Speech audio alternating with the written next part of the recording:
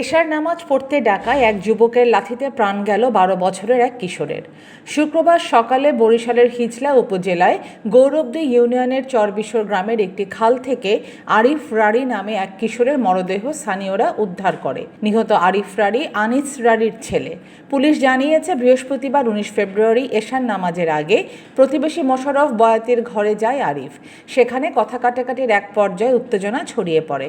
অভিযোগ অনুযায়ী রাগের মাথায় মোশাররফ আরিফকে লাথি দিলে ঘটনাস্থলেই তার মৃত্যু হয়। পরে মরদেহ পাশের খালে ফেলে দেওয়া হয় বলে জানায় পুলিশ। হিজলা থানার ওসি আদিল হোসেন জানান, আটক ব্যক্তি প্রাথমিক জিজ্ঞাসাবাদে হত্যার কথা স্বীকার করেছেন।